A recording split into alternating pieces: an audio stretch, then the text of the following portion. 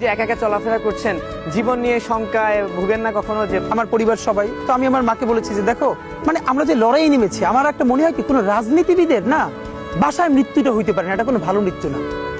যিনি রাজনীতি করেন, যিনি লড়াই করেন, যিনি বিপ্লবী, যিনি সংগ্রামী, তার মৃত্যুটা হবে একটা সংগ্রামের মধ্য দিয়ে, একটা রাজপথে, একটা গ্লোরির মৃত্যু।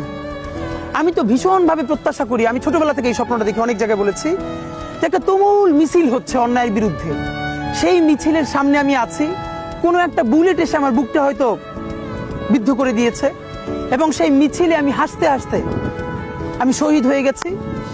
এবং সবাই যখন মৃত্যুটাকে ভীষণ ভয় পায়, আমি তখন হাসতে হাসতে আল্লাহর কাছে ভীষণ সন্তুষ্টি নিয়ে পৌঁছতে চাই যে আমি একটা ন্যূনতম ওই জীবনটা লিড করতে পারলাম, যে আমি একটা ইনসাফের হাসি নিয়ে আমি আমার আল্লাহর কাছে পৌঁছতে চাই।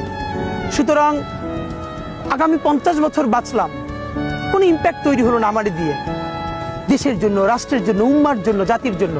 কিন্তু আমি ধরেন 5 বছর বাঁচলাম, সেটার মধ্য দিয়ে যদি আগামী 50 বছরের ইম্প্যাক্ট তৈরি হয়, তাহলে অনেকদিন বেঁচে থাকায় কি সাফল্যের বলেন?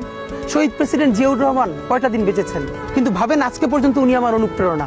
হাঁটতে হাঁটতে আমার পা ফুলে যায়।